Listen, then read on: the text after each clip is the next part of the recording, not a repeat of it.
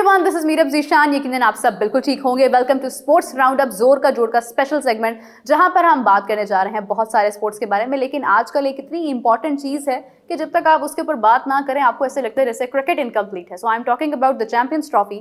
हम बात करने जा रहे हैं चैंपियंस ट्रॉफी के ऊपर, जिसके बारे में फाइनली डिसीजंस आ चुके हैं। और इस बारे में बात करने के लिए आज मेरा पैनल रंगारंग है। तो मेरे साथ मौजूद हैं ग़ज़ाल अहमद, दूसरी जानिब मौजूद हैं फातिमा बिलाल। आज मेरे साथ एक नई एडिशन हुई है हमारे पैनल में, फातिमा हमारे साथ मौजूद है। एंड फातिमा भी स्पोर्ट्स लवर हैं, स्पोर्ट्स एनालिसिस भी करती हैं और बहुत सारी डिस्कशन जो है वो आज हमारी डेफिनेटली बहुत इंटरेस्टिंग होने जा रही है। सो मेरे साथ यहाँ पर मौजूद है Hamza Sajid Rana, one and only. तो पूरा पैनल हमारा आज मौजूद है एंड बात करने जा रहे हैं हम चैंपियंस ट्रॉफी के बारे में। तो ग़ज़ाल, आपसे स्टार्ट करना चाहूँगी। सबसे पहले ये बताइए, कितना इंतज़ार करना पड़ा चैंपियंस ट्रॉफी के स्केड्यूल का? और स्केड्यूल का तो खैर अभी भी इंतज़ार है, लेकिन कुछ फाइनल प्लान्स के बारे में कितना वेट करना पड़ा? इंतहा हो गई इंतज़ार की। मैं तो अभी भी इंतज़ार कर रहा हूँ। शेड्यूल तो आ गया, लेकिन वो एक मेरा प्लेयर नहीं आया लिस्ट में, जिसका मुझे बड़ी शिद्दत से इंतज़ार है। लेकिन अभी मैं उसका नाम नहीं लूँगा, वो बाद में आएंगे हम उस पर। मैं आपका दुख भी समझ गई हूँ और आपका प्लेयर भी समझ गई हूँ। Fatima, I would like to ask के हम पहली बार एक इवेंट होस्ट कर रहे हैं, तो पाकिस्तान में ये इवेंट होने जा रहा है, जो कि अब फाइनली पाकिस्तान में ही हो रहा है एक्सेप्ट द 4 मैचेस। तो क्या फीलिंग क्या है? Honestly speaking I am really excited because देखिए पाकिस्तान को कितना हम लोगों ने डिग्रेड किया था। यहाँ पे फर्स्ट हमारे पास इंटरनेशनल टीम्स नहीं थी आती, बट जब हमारे सिक्योरिटी कंसर्न्स रिकन्सिडर हुए, बहुत ज़्यादा इंटरनेशनल टीम्स आने शुरू हुई, वुमेन की हो गई या मेजर टीम्स आ रही थी। उसके बाद अब देखें इतना बड़ा इवेंट जो है वो पाकिस्तान होस्ट करेगा, तो I am looking forward to it and each and every single person is really excited. Exactly, everyone is very excited and on the other hand Hamza, because you visit everywhere at all, ये हर जगह पर जाकर show निकाल लेते हैं अपना। और आप गए कज़ाफ़ी स्टेडियम में भी, आपने देखा इस वक्त हमारी एक्सेस कज़ाफ़ी तक है। जब हम कराची में थे तो हम नेशनल स्टेडियम को रोज़ बंदा टूटता देखते हुए जाते थे, लेकिन कज़ाफ़ी स्टेडियम अभी तक मुकम्मल सतह पर तैयार नहीं हुआ है। मुल्क के वसी तर मुफादात के लिए जो स्टेडियम तैयार किया जा रहा है, इसमें कितनी मज़ीद ताख़ीर के इम्कानात हैं? वो कहते देर आए दुरुस्त है। बड़ी अच्छी बात है कि एक ऐसा हमें वो कहते हैं ना मुर्सद आए नवीद सुनने को मिला कि हमें पता लगा कि अच्छा चलो एक स्टेडियम अब दोबारा से आबाद होगा और पाकिस्तान में मैचेस होंगे। एटलीस्ट चले कि किसी भी सतह पर अगर 7 टीमें ही पाकिस्तान आ रही हैं तो इट्स गुड। और वक्त के साथ साथ मेरा मानना ये है कि हमें अब थोड़ा सा ना फोकस ये करना चाहिए कि हम इस इवेंट को जितना अच्छा उठा सकें इंटरनेशनली। जिस तरह मोहसिन नकवी साहब ने सऊदी अरेबिया को भी दावत दी है कि उधर की जो रॉयल फैमिली उसके लोग इधर आएँ, इवेंट में बैठें, इवेंट को एंजॉय करें। तो मेरा ख्याल है कि आने वाले दिनों में बड़ी ज़बरदस्त क्रिकेट देखने को मिलेगी और पाकिस्तान की जो लोकल पब्लिक है उन्हें इंटरनेशनल प्लेयर्स देखने को मिलेंगे। तो ये बहुत बड़ी चीज़। देखिए, वो सब तो तब होगा जब स्टेडियम तैयार होगा, और स्टेडियम अभी तक जो है वो अपनी तैयारी की तरफ है, गामजन है। आपने शायद वो क्लिप देखा जिसमें मोहसिन नकवी साहब बहुत गुस्से में आए हुए हैं। हाँ, और उनको बाकायदा समझाया जा रहा है, सर ये ऐसे नहीं होगा, ये ऐसे बनाया जाएगा। तो वो ये जो बनाना संवारना है, फातिमा कमिंग टू यू, ये अगर हम देखें, हमने स्टेडियम्स तो तैयार कर दिए, स्टेडियम्स हमारे तैयार हो रहे हैं, बट डोंट यू थिंक कि अभी भी still we are too late, we are doing this in the 11th hour? Exactly, because देखिए अभी फर्स्ट हमें शुरू से यही था कि चैम्पियंस ट्रॉफी जो है वो पाकिस्तान में होगी, बट अगर हम लोगों ने स्टेडियम का काम 1-2 मंथ्स पहले चले जाते तो मेरे ख्याल से बहुत फ़ायदेमंद होता, क्योंकि अभी हम लोगों ने रिसेंटली स्मॉग का एक फैक्टर किया, हाँ। जिसकी वजह से वो जो 2 वीक्स थे वो उसकी वजह से कंस्ट्रक्शन रुक गई। 1-2 वीक्स की वजह से, if I am not wrong, वो बिल्कुल कंस्ट्रक्शन रोक दी गई। तो उस चीज़ को भी फैक्टर सामने रखते हुए आई रियली थिंक कि हम लोगों को 1 मंथ पहले से जो कंस्ट्रक्शन है वो स्टार्ट कर देनी चाहिए, ताकि एटलीस्ट टाइम पे खत्म हो जाए। लेकिन किस तरह होती टाइम पे स्टार्ट? 1-2 महीने पहले कहाँ से कर लेते हैं? उनके ज़रा फोकस थोड़ा सा हटा हुआ था ना दूसरी चीज़ों पे। जाहिर सी बात है उनकी ज़रा मसरूफियात अच्छी खासी हैं और डबल जिम्मेदारियाँ उनको सौंपी हुई हैं, तो ज़रा इधर उधर हो जाता है फोकस। देखें ग़ज़ाल, जून का महीना, वर्ल्ड कप T20, जहाँ पर हमारे प्लेयर्स सुपर 8 में नहीं गए मगर उन्होंने भरपूर छुट्टियाँ अपनी एंजॉय की, तब तक हमारे स्टेडियम्स फ्री थे। ज़बरदस्ती हमने चैंपियंस कप का इवेंट रख दिया, एक टूर्नामेंट रख दिया, जो कि लाहौर में नहीं था, इट वाज इन फैसलाबाद, तब भी हमारा स्टेडियम फ्री था। तो मतलब उस वक्त की पेशकश जो है वो क्यों नहीं की गई? देन मोहसिन नकवी साहब जब आए थे, we were playing the Australia series, हम ऑस्ट्रेलिया टेस्ट खेल रहे थे, तब भी हमारे स्टेडियम्स फ्री थे। आते ही फैसला कर देते तो आज हम इस एक जो ये एक बहाम है इंडिया के माइंड में या BCCI के माइंड में कि आपकी भाम नहीं है बल्कि रियलिटी है कि आपको तो स्टेडियम ही तैयार नहीं है, कम से कम उससे तो हम बच पाते। सवाल का जवाब भी सवाल में मिला मुझे। अभी मैंने आपको बताया कि कैसे हो जाता, जिम्मेदारियां बेचारे की इतनी है ना मोहसिन नकवी साहब की, वो थोड़ा है ना हमारे यहाँ एक चीज है कि हमने ना करके दिखाना होता है कि ये चीज रिकॉर्ड मुद्रण में बनाई गई है। हाँ। और दुनिया में इससे पहले आज तक याद भी वही आता है ना, बड़ा लेट। और दूसरा, पाकिस्तान को शुरू से एक आदत है लास्ट मोमेंट पे ऐसे ऐसे मौके, ऐसे ऐसे चौके छक्के मारने की कि हमारी इवन जो क्रिकेट टीम है वो पूरा मैच बदल डालती है। तो हमारे चेयरमैन साहब ने भी कहा हम पूरा स्टेडियम जो है आखिरी के चंद कुछ महीनों में बदल डाला। मोमेंट तक इन्होंने हमें अपने टोस पे रखना है कि आपको कुछ पता नहीं, कुछ भी हो सकता है। एग्जैक्टली। यू मीन चमत्कारों से भरपूर पाकिस्तान। अच्छा हमजा, आपसे जानना चाहूँगी कि इतने अरसे के बाद पाकिस्तान एक इवेंट होस्ट कर रहा है जिसमें अनफॉर्चुनेटली इंडिया का कोई भी मैच नहीं है। अगर फाइनल भी होता है तो वो भी इसमें अगर इंडिया शामिल होता है तो वो नहीं होगा। मैं आपसे सवाल करने से पहले थोड़ा सा एक स्केड्यूल बताऊं अपने व्यूअर्स को कि हमारे पास अभी जो अपडेट्स आई हैं उसके मुताबिक लाहौर में 4 मैचेस होने जा रहे हैं, 3 मैचेस रावलपिंडी में, जिसके बारे में ये कहा जा रहा था कि प्रॉबली रावलपिंडी को हम मिस कर देंगे यहाँ से, बट वो नहीं हुआ। और 3 मैचेस जो हैं वो हमारे होंगे कराची में, including the except these matches 4 matches Dubai में होंगे जिसमें इंडिया भी होगा। Then it will come to the semifinal. अगर इंडिया सेमीफाइनलिस्ट जो कि लाजमी बात है कि वो बनेंगे, तो फिर उसके बाद वो भी होगा दुबई में, और उसके बाद फाइनल, अगर इंडिया फाइनल में जाता है तो फाइनल दुबई में होगा, अगर इंडिया फाइनल में नहीं जाता तो फाइनल लाहौर में होगा। लेकिन ये तो किसी इसके बारे में अब खैर कोई दो राय नहीं है, कुछ भी नहीं हो सकता। तो Hamza, are you expecting some Bollywood faces over there in Dubai in the Pakistan-India match? अच्छा, खुशी बहुत होती है अगर पाकिस्तान में वो मैचेस होते और यहाँ पे वहाँ से लोग आते, क्योंकि पीपल टू पीपल कांटेक्ट बढ़ता, तो ये जो कशीदगी आई या जो मतलब दूरियां हैं तो ये ख़त्म हो जाती। लेकिन चले ठीक है, अगर दुबई में भी मैचेस है, दुबई में पाकिस्तानी और इंडियंस की एक वसी तादाद है ओवरसीज़ की, और वो वहाँ पे मिलके मैच देखेंगे, मुझे हैरानी है। साथ साथ मैं एक चीज़ कहना चाहूँगा कि अगर आप बॉलीवुड की बात कर रही हैं, तो अगर इंडिया फाइनल्स में या क्वार्टर फाइनल या सेमीफाइनल्स में चला गया तो डेफिनेटली हमें जो बिग खान्स हैं उनमें से अक्षय कुमार और जितने भी बड़े बड़े उधर के नाम हैं वो आपको ग्राउंड में नज़र आएंगे। और सॉरी टू से, जब भी वो ज़्यादातर पहुँचते हैं अक्सर इंडिया डाउन साइड। इस बार भी ऐसे ही होगा, इस बार भी ऐसे ही होगा, मैं बता रहा हूँ। पाकिस्तान इंडिया का मैच होगा, उधर सारे सेलिब्रिटीज आएंगे, और मुझे पता है हमें काफ़ी ज़्यादा इंडियन ऑडियंस भी देखती है। आई एम सो सॉरी, लेकिन इट इज़ ट्रू कि इस दफ़ा आप लोग हारने वाले हो। Just saying. देखिए, अगर हम देखें कि जिस तरह का ओडीआई हमने खेला है साउथ अफ्रीका के खिलाफ, साउथ अफ्रीका के मैदानों में, south Africa is not easy. हमने जैसा मैच खेला है उसके बाद तो ऐसा लग रहा है कि हम एक अच्छी टीम बनते जा रहे हैं। अगर हम इसी पोटेंशियल के साथ जाते हैं और फ़खर जमान को ऐड कर लेते हैं तो हमारी टीम में और इम्पैक्ट पैदा हो सकता है। लेकिन साहब, मेरी जो स्टेटमेंट थी ना कि मैं कह रहा था साइम अयूब चलें, इज़ अ ब्रिलियंट प्लेयर, लेकिन फिर भी we need someone like Fakhar Zaman in the squad. Saim Ayub बहुत अच्छे खिलाड़ी हैं, उनकी जगह फ़खर को रख लें, ये वो हुई है। लेकिन फिर साइम जैसा खेल रहा है, साइम जैसा खेल रहा है, और साइम ने लास्ट ओडीआई में जिस तरह का डिसिप्लिन और पेशेंस का डिस्प्ले किया है ना, it is unbelievable. First ODI, तो अब बहुत डगमगा रहा हूं मैं, लेकिन मैं भी चाहता हूं कि फखर जमान टीम में, क्योंकि वी डू नीड हिम। लेकिन अब सीन ये है कि किसकी जगह पे आएंगे। अब्दुल्ला शफीक मे बी, लेकिन फिर लेफ्ट आर्म, राइट आर्म, कोई फर्क नहीं पड़ता, कोई फर्क नहीं। क्योंकि एक यंगस्टर जो है साइम अयूब, वो हमेशा अपनी जो सिलेक्शन है उसको प्रूव करता है। एंड आई रियली वांट कि बजाय बाद अब्दुल्ला शफीक आता है, ऑब्वियसली वो जल्दी आउट हो जाते हैं, तो सारा प्रेशर एक यंगस्टर के ऊपर आप डाल रहे हो। उसके साथ अगर एक एक्सपीरियंस बंदा के ओपन करे तो उसके ऊपर से भी टेंशन रिलीफ हो गया। एंड आई रियली होप कि फ़खर जमान का कम बैक हो, because he is deserving. Yes, and he is performing in the Champions Cup as well. And Fatima, if you remember, Saim Ayub के बारे में एक प्रेडिक्शन दी गई थी पास्ट में भी, और उनका एक रिकॉर्ड है साइम का भी और अब्दुल्ला शफीक का भी, कि अगर ये एक मैच में रन्स कर भी जाते हैं तो फिर ये अगले मैचेस में रन्स नहीं करते हैं। Saim has even break that, क्योंकि साइम ने उसको भी तोड़ा है। साइम ने पहले मैच में अगर 98 किया था तो उसने अगले मैच में सेंचुरी मुकम्मल करने के साथ 19 रन ऊपर इजाफी भी बनाए हैं।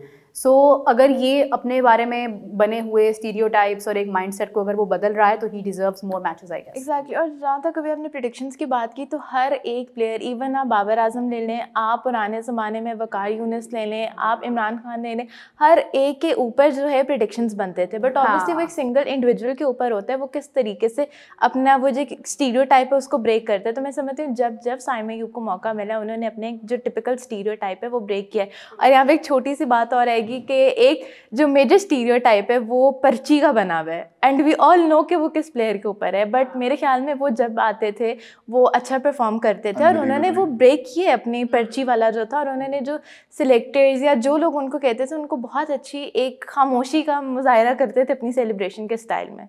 देखिए, it's a very beautiful point that you have raised actually. किसी की सिफारिश पर आना कोई बुरी बात नहीं है, लेकिन उसको प्रूफ करना आपके ऊपर होता है। अगर आप सिफारिश पर आए हैं और आप खुद को ज़बरदस्ती एक जगह पर कंसिडर कर रहे हैं, तो आप ज्यादती सिर्फ उस शख्स के साथ नहीं कर रहे जिसकी सिफारिश पर आप आए हैं, बल्कि आप उस शख्स के साथ भी कर रहे हैं जो आपकी जगह बेहतर खेल सकता है, जो डिजर्व करता है। So if we talk about the nepotism happening in our team, और उसके बाद if when it will come to select the team, so do you think कि बहुत सारे ऐसे प्लेयर्स जिनके पीछे बड़ी सिफारिशें हैं, शायद उनको स्किप किया जाए इस बार और उन लोगों को मौका दिया जाए जो डिजर्व करते हैं? नॉट रियली, मुझे नहीं ऐसा लगता कि कभी ऐसे होगा, क्योंकि पाकिस्तान में आप जब भी देखें वर्ल्ड कप के अंदर हमें कुछ ऐसे खूबसूरत चेहरे नजर आते हैं जिनको आता कुछ नहीं होता, लेकिन वहाँ वो स्टाइल में पूरे होते हैं। ठीक है, आप नाम भी ले सकते हैं अगर आप लेना चाहें तो। के अंदर सॉरी आप लोगों को इंटरप्ट कर रही हूँ, इसके अंदर मैं एक एग्जांपल डालना चाहूँगी। जैसे कि साउथ अफ्रीका के अगेंस्ट सीरीज़ हो रही है, तो हमने देखा कि इंग्लैंड में हमारे एक स्पिनर गए जो पूरी इंग्लैंड क्रिकेट टीम पे भारी हो गए, एंड जब साउथ अफ्रीका के अगेंस्ट उनकी सीरीज़ आई, आपने उनको ड्रॉप कर दिया। किस बेसिस पे ड्रॉप किया? वो हमने देखा पेशावर की रीजन से वो खेल के आए हैं और वो वहाँ पे कैप्टन भी रहे हैं। He perform so well, obviously I am talking about Sajid Khan. तो ये जो एक होता है ना कि जितनी मर्जी बड़ी सिफारिश हो या पर्ची हो, वो आएगी टीम में। It is all unexpected. Sajid Khan ने खुद कहा था ना, जब भी वो अच्छा खेलते हैं तब वो टीम उनको निकाल देती है। Exactly. कहते कई बार बयान आप पे भारी पड़ जाता है, सिचुएशन कुछ ऐसी है, फिर लोग सब्जेक्ट टू फिटनेस भी हो जाते हैं। खैर, किसी हद तक उनके जो बयानात थे वो भी किसी ना किसी हद तक ऐसे थे कि पीसीबी को शायद पसंद ना आते। अच्छा, मेरे सॉरी टू कट यू, अगर आप देखें पाकिस्तान की टीम में जो अच्छा परफॉर्म करता है ना, वो अनफिट बहुत जल्दी होता है। और वजह नहीं होती ना कोई ड्रॉप करने की। फ़खर जमान को अगर हाइपर थायरॉइडिज्म है तो हाउ आई बिलीव कि चले उनको रहा होगा, but he might have recovered that, ठीक हो गया होगा उनका, खेलते हुए नजर आ रहे हैं। चैंपियंस में कैचेस पकड़ रहे हैं, 50 स्कोर कर रहे हैं। मेडिकेशन से बहुत सी चीजें साथ साथ चलती हैं। वसीम अकरम को अगर डायबिटीज थी टाइप 1, तो क्या उन्होंने परफॉर्म नहीं किया? क्या पाकिस्तान के लिए वर्ल्ड क्लास इनिंग्स नहीं की? सारा कुछ हुआ। देखिए, एक प्लेटफॉर्म होता है। Jofra Archer got injured and then he went back to domestic में जाके अपनी फॉर्म ठीक की और उसके बाद कम बैक किया और एक शानदार अंदाज में कम बैक किया। तो आप देखें कि यही एक हमारे पास एक एग्जांपल होती है कि हमारे पास डिफरेंट ऐसी एग्जांपल्स है। जसप्रीत बुमराह की एग्जांपल है हमारे पास। We have so many players around us जो कि जाते हैं, जाकर अपनी फॉर्म ठीक करते हैं, वापस आते हैं। तो गजाल, डोंट यू थिंक कि अगर हमारे पास एक चैंपियंस कप हो रहा है, सो इट इज़ सिग्निफाइंग कि कौन सा प्लेयर जो कि अनफिट कहा जा रहा था वो वहाँ पर जाके मेहनत करके खुद को ठीक कर रहा है। ये मेरा भी है, तो मैं पिछले चंद एपिसोड से लगा हूँ इसी के ऊपर कि जिस खिलाड़ी को आप सब्जेक्ट टू फिटनेस कर रहे हो, उसकी मैं रोज़ घर जाता हूँ, फेसबुक पे स्क्रॉल कर रहा हूँ, नए कैच की कोई वीडियो वायरल हुई पड़ी होती है, कभी उसकी बैटिंग की वीडियो वायरल हुई पड़ी होती है। तो इसी रियली सब्जेक्ट टू फिटनेस या आपका कोई और जो भी स्टेटमेंट थी, आप एक दफ़ा क्लियर कर देना। मतलब मोहसिन नकवी साहब ने तो कहा भी था कि जी उनके स्पीचेस का भी, ट्वीट्स का भी थोड़ा बहुत लेना देना है, लेकिन he is not physically fit, proven otherwise. लेकिन आई एम ग्लैड कि मोहसिन नकवी साहब is the first chairman who is saying something openly कि हाँ ये उनका मसला है, वरना तो ये मानते भी नहीं है। पॉलिटिकली करेक्ट रहना आता है ना उन्हें। चले किसी तरह से कुछ भी करेक्शन तो आई है हमारे बोर्ड में। हमारे बोर्ड में कोई करेक्शन तो आई है, वरना तो बस डिस्ट्रक्शन ही डिस्ट्रक्शन नजर आ रही है। Okay, so what do you believe Fatima, what is your top 4? क्योंकि मैं इनसे तो बहुत बार पूछ चुकी हूँ, शायद वक्त के साथ साथ इनकी प्रेडिक्शन भी बदल चुकी हो, इनसे भी आज जानते हैं। बट फर्स्ट ऑफ ऑल आप बताइए कि आपकी टॉप 4 पिक क्या है? फर्स्ट ऑफ ऑल तो we all know that India, second Australia, third Afghanistan और फोर्थ ऑब्वियसली मुझे लग रहा है, आई रियली होप सो कि पाकिस्तान आ जाए। चलें, it's a very innocent and beautiful top 4 by the way. What would you से गजाल? पाकिस्तान, ऑस्ट्रेलिया, न्यूजीलैंड और चलें कर लेते हैं, आप पड़ोसी हैं हमारे, बेचारों को दे देते हैं मौका, India. Hamza, what is your prediction? Australia, New Zealand, Afghanistan और पाकिस्तान। अफगानिस्तान के बड़े वोट मिल रहे हैं यहाँ पे, क्योंकि अफगानिस्तान का अगर हम पीछे ट्रैक रिकॉर्ड देखें तो उन्होंने बड़ी जगह अपसेट करने, हमें तो खैर बहुत ही अपसेट करते हैं, मैं बाकियों की हमें बात तो नहीं दुख देते हैं बकायदा, हमें तो वैसा अपसेट करते हैं कि हम एंड में कहते हैं नसीम शाह, मुझे इधर पता है ढूंढो उसे लेके आओ। मुझे पता है कौन सी टीम है जो पाकिस्तानी टीम को अपसेट नहीं करती। पाकिस्तान अपने कौम को अच्छा खासा अपसेट सही बात। पाकिस्तान के साथ अब एक स्ट्रेटजी ये चल रही है दूसरे कंट्रीज की कि वो अपने प्लेयर्स के डेब्यूज करवाते हैं पाकिस्तान के खिलाफ कि उनकी ट्रेनिंग अच्छी देखिए है। हम बहुत अच्छे लोग हैं, हम दूसरों को मौका देते हैं कि आप आगे बढ़ सकें। हमारा क्या, हमने जाके चैंपियंस ट्रॉफी जीत जानी है। Positive of you. हमने चैंपियंस ट्रॉफी गाना मशहूर हुआ था, मौका मांगना, फिर आप कहते हैं तो आपको मारे। देखिए मेरी बात सुने, एक नया बॉलर है साउथ अफ्रीका जिसका डेब्यू है मफाका, ठीक है, उसने आज साइम अयूब की विकेट हासिल की, एक बड़ी विकेट थी, पाकिस्तान के साथ एंड मफाका मकाफाते अमल कर। And secondly, the good thing to discuss about is that ke Babar Azam has made the half century after a very long time, and I just want to give him a round of applause क्योंकि finally Babar Azam has made it। और सबसे ज्यादा मैं ये बात करती हूँ, सबसे ज्यादा मैं ये बात करती हूँ कि भाई और सिर्फ बाबर ने नहीं, रिजवान ने। Of course, एक लाइन थी, बहुत देर कर दी मेहरबान आते आते, वो उसकी हाफ सेंचुरी में आता है, बहुत देर कर दी मेहरबान रन्स बनाते क्या फीलिंग थी आज जब बाबर ने 73 रन्स बनाए? अच्छा, एक्सपेक्ट तो बिल्कुल नहीं किया था, लेकिन जब मैच देखा तो एक अंदर से एक वो कहते हैं ना गट फीलिंग अच्छी आई कि चलो यार शुक्र है किसी वक्त तो आदमी को ये एहसास हुआ कि ये लोग मर जाएंगे कब तक पाकिस्तानी इतना वेट करे। अच्छा, बाबर आजम का ना एक स्टारडम है, मैं रोड्स पे जब जाता हूँ आज भी लोग कहते हैं कि मुझे याद है वर्ल्ड कप में मैंने आपको याद है बताया था, ये गालिब मार्केट के पास में गया था, लोगों से पूछा, कहते बाबर के खिलाफ बात नहीं करनी, पाकिस्तान में बाबर, दुनिया में विराट। पाकिस्तानी पता है कहते हैं बाबर खिलाफ साजिश हो रही है तो ये एक मिजाज है। लेकिन बाबर आजम ने आज बड़ा वो कहते हैं, लेकिन उन्होंने ज्यादा टाइम नहीं लगाया, उसके फौरन बाद उन्होंने कहा मुझे जाना बनता है, क्या कि अब चाय ठंडी हो रही है तो वो इतना खुश नहीं करते होते कौम। लेकिन चले कोई बात नहीं, हमें कांग्रेचुलेट भी करना दिमाग में ना एक 70 रन्स का टारगेट था। ये मुझे लगता है उन्होंने हमारा वो शो देख लिया था जिसमें हमने प्रेडिक्शन की थी कि अगर तो 70 रन्स हो गए तो हमारे लिए कोई सेलिब्रेशन लेकर आ रहा है। खुशी की वजह वो भी तो थी। मेरी तो खुशी की वजह, मुझे तो यकीन था क्योंकि जब भी प्रेडिक्शन होती है तो वो प्रेडिक्शन बाबर जरूर पूरी करते हैं हमारी। लेकिन it's a very happy moment for every fan who supports Babar Azam. लेकिन एक चीज़ है which I think Fatima you will understand कि हम लोग फिगर देखते हैं कि इसने प्लेयर ने इतनी फिगर बनाए हैं, उसके स्टैट्स ये हैं, उसने बहुत अच्छे रन्स कर दिए, Rizwan made 74 in the last T20 and then अगर हम देखें आज के मैच में भी Rizwan did an exceptional job. लेकिन उसी के साथ जब हम बात करते हैं कि वो हुए किस तरह, कितनी डिलीवरीज में हुए, कितनी डॉट बॉल्स खेली गई, कितना स्लोली खेला गया, it also comes to that. क्योंकि जब हम बुरा होता है तो हम दुखी भी होते हैं, लेकिन जब अच्छा होता है तो क्रिटिसिज्म को डैम्पन नहीं करना चाहिए उसमें। सो डोंट यू थिंक कि both of them made it but we were very slow जब रन्स बनाने की बात थी? Exactly, first of all I agree with the point कि हमारे यहाँ पे सिर्फ स्टैट्स की दुनिया चल रही है, हाफ सेंचुरी हुई है, सेंचुरी हुई है, बस ये देखते हैं कितने बॉल्स पे, फॉर एग्जांपल अच्छा हाफ सेंचुरी कर दी 25-30 बॉल्स पे, वाह भाई ये प्लेयर शेयर है, बट आप देखो आप कितना टाइम ले रहे हो, आप कितनी डिलीवरीज कर रहे हो, आपके पास जा रहे हो, आप कितनी डॉट बॉल्स देंगे। और दूसरा यहाँ पे आके एक प्लेयर बहुत ज़्यादा ना मेरे ख्याल में सेल्फिश टाइप हो जाता है, वो बस मैं हूँ, मैंने हाफ सेंचुरी करनी, अगला प्लेयर जाए बाहर में। तो एक वो वाली माइंडसेट को टैकल करना, या फिर एक पॉइंट है कि स्टैट्स भी हमने देखने चाहिए, उसके साथ जो एक सेंस है, बिकॉज ऑब्वियसली हर एक गेम की अपनी एक नॉलेज है, एक सेंस है। आई रियली थिंक कि उसके साथ अगर हम लोग प्लेयर्स को अप्रिशिएट करें, क्रिटिसाइज करें, that is really important. It is, and secondly it also depends कि आपके सामने बॉलिंग करने वाला बॉलर कौन है जिसको आपने फेस किया है। In ODI we have many options and specially when a batsman is making runs और वो एक पार्टनरशिप बना लेते हैं जब दो बैट्समैन, तो उस वक्त उनके सामने वो डिफरेंट बॉलर्स को फेस करते हैं। I personally think Marco Jansen definitely एक बहुत बड़ा नाम है गजाल। आपको भी साउथ अफ्रीका के लिए हमेशा से आपका एक सिंपैथी जोन खुला रहता है, सॉफ्ट कॉर्नर आपका ओपन रहता है ऑब्वियसली, हमेशा कब के करीब आके गाड़ी ले जाते हैं वापस। ये एंड पे आके फाइनल ना हमारे कुछ हो जाता है इनका, ये होता है। हाँ। तो अच्छे बॉलर्स भी थे, लेकिन ये है कि हम इस बात को भी इग्नोर नहीं कर सकते हैं कि साउथ अफ्रीका ने अपने बहुत से प्लेयर्स का डेब्यू करवाया है इस मैच में, बहुत सारा प्लेयर्स का करवाया। और मैं वापस थोड़ा आना चाहूँगा, जो आपने स्लो स्ट्राइक रेट की बात की, हमारे आपने देखा होगा जब मैचेस चल भी रहे होते हैं, कमेंटेटर्स ये बात ना काफ़ी ज़्यादा कह रहे होते हैं कि हमें कभी कभी तो इंडियंस के साथ वो कंपेयर किया जा रहा होता है, क्योंकि हमारी सीरीज एक ही टाइम पे चल रही होती है ना, कि उनके प्लेयर्स को आप देखिए और हमारे प्लेयर्स को देखिए, उनके प्लेयर्स में ना इंटेंट शो होती है, वो प्रॉपर वो खेलते हैं जज्बे के साथ, और वो शॉट्स मारते हुए डरते नहीं है क्योंकि उन्होंने इतनी प्रैक्टिस की होती है, वो इतने कॉन्फिडेंट होते हैं।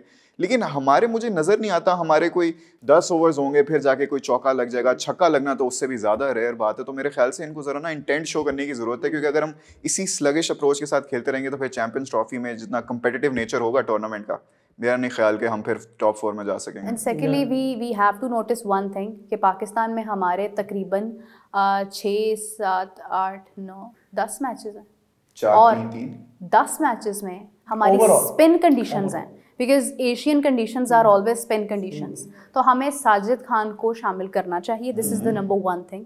And the second thing is that कि हमें वहाँ पर अपने गेम प्लान और गेम स्ट्रेटजी के साथ जाना है, ओवर कॉन्फिडेंट नहीं होना है। And third Fakhar Zaman, Fakhar Fakhar will be our Fakhar. मैं फिर से कह रहा हूँ, खांसी क्यों आ गई फ़खर का नाम बोलते हुए? मैं सब्जेक्ट टू फिटनेस हो रहा हूँ। Oh my God. आपकी फिटनेस वीक। हाँ, Is there any player in your mind who should be in the Champions Trophy squad? No pressure Fakhar Zaman. Fakhar Zaman and Sajid Khan. We are on the same page. We are on the same page. अल्लाह करे performance दे वो जितना लोग नहीं दे देंगे, एक match में ना सही दूसरे में से दे देंगे। ये दोनों प्लेयर्स की सबसे अच्छी बात ये है कि इनका इम्पैक्ट बहुत है। हाँ, गेम ये इम्पैक्ट लेकिन प्लेयर्स हैं। सोचे जब नाम Statement आएगा देके घुस और जाते उसके हैं। बाद हमें पता चलेगा कि इस प्लेयर को इंजरी हो गई है तो फिर क्या गुजरेगा, इवन तो प्लेयर सही भी होगा। हम लोग जाकर खुद देख कर आएंगे, तो ये पास ही मैच हो रहा होगा। मैं खुद डीप हीट लगाऊंगा जाकर। हम खुद देख कर आएंगे स्टेथोस्कोप लगाकर। की कदर करो। Hamza, who do you think should be in the team? Sajid Khan का तो मेरा बहुत ज़्यादा मतलब है, क्योंकि एक तो जिस तरह उन्होंने परफॉर्मेंस दी थी टेस्ट मैच में, ठीक है, एक बंदा की ब्लीडिंग हो रही है और वो मैच खेल रहा क्या है इंटेंस मतलब, हो गया। और फिर साथ साथ दिखने में वो बड़े एग्रेसिव लगते हैं, लेकिन he is a very kind hearted person. जिस तरह डिफरेंट हमने उनकी बातचीत सुनी तो वो कहते हैं यार मैं दिखने में ऐसा लगता हूँ, मैं हूँ नहीं ऐसा। तो एग्रेसिव मोड का बंदा फील्ड पे होना चाहिए। अगर हम अपने पास में देखें तो हमें एग्रेसिव मोड के क्रिकेटर हमारे पास बहुत थे, वकार यूनुस, शुएब अख्तर तो बल्कि के बताते थे। हाँ, उनकी तो स्लेजिंग ही ऐसी ठीक है, तो कमाल होती थी। वो चीज बड़ा साजिद इम्पैक्ट तो है ना। साजिद तो अपनी आंखों से स्लेजिंग कर रहा होता है, उसको बोलने की जरूरत ही नहीं है, मूंछों से स्लेजिंग हो रही होती है। वो सॉरी मैं बात कट कर रही हूँ, जब तक वो ताबिश हाशमी के शो में नहीं था आई वाज लाइक कि भाई बहुत एग्रेसिव हैं ये वो। जब वो शो में आया तब यकीन कर मेरी हंसी नहीं थी रुक रही कि ये such jolly person, but exactly field में ऐसे एक बंदा होना चाहिए। हाँ, होना चाहिए जिसमें दोनों पहलू आपको नजर आते हैं। इफ आई वुड से कि Sarfaraz Ahmed he is very polite ground से बाहर, बट ग्राउंड में वो उतने ही सेंसिबल और उतने ही स्ट्रिक्ट नज़र आते हैं हमें। सो हमें ये डाइवर्सिटीज़ और ये वेरिएशंस चाहिए, because we have to focus on that. और we are close to Champions Trophy now, and I believe कि हम एक बेहतरीन टीम सिलेक्शन करें और उसके बाद हमारी टीम बहुत अच्छा परफॉर्म करे। तो इसी के साथ मुझे, गज़ाल, हमजा और फातिमा को दीजिए इजाज़त। अपना बहुत सारा ख्याल रखिएगा। We will catch you back, take care, bye bye.